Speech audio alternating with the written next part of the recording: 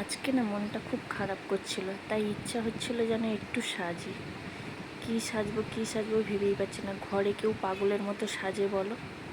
তাই ভাবলাম একটু হালকা করেই সাজা যাক। একটু চোখে কাজল পরে নিলাম, একটা ছোট্ট করে টিপ পরে নিলাম, নিয়ে হালকা একটু শাড়ি পরেছি।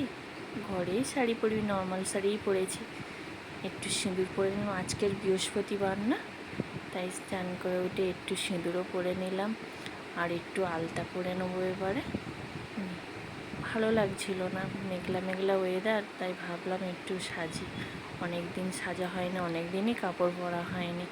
যা গরম পড়েছে, নাইটি পরেই কেটে যায় দিন, শাড়ি পরা আর হয় না। তাই আজ বৃহস্পতিবার হঠাৎ ইচ্ছে হলো একটু শাড়ি পরি, একটু আলতা ফালতা পরি। আলতা পরতে কি ভালো লাগে না? যেন বৃহস্পতিবার এলেই যেন মনে হয় একটু আলতা পরি, একটু আলতা পরি। দেখো, আমি আবার আলতা পরলে এই যে গোল্লাটা আমার দিতেই হবে, এই রসগোল্লার মতো। আমার এটা যেন দিতে কি ভালো লাগে।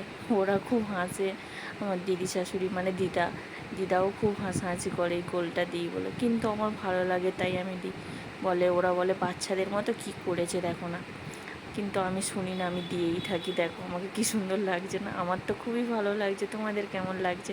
তোমরা কি এই গোলটা দাও আলতা পরলে? আমি তো দিই। দেখো আমার সাজ কমপ্লিট, এই হালকা পাতলা সাজে আমাকে কেমন লাগছে দেখো, তোমরা একটু বলবে। আমার মনে হচ্ছে আমি একটু রোগা রোগা হয়ে গেছি। দেখো শাড়িটা পরতে যেন আমাকে কী রোগা রোগা লাগছে।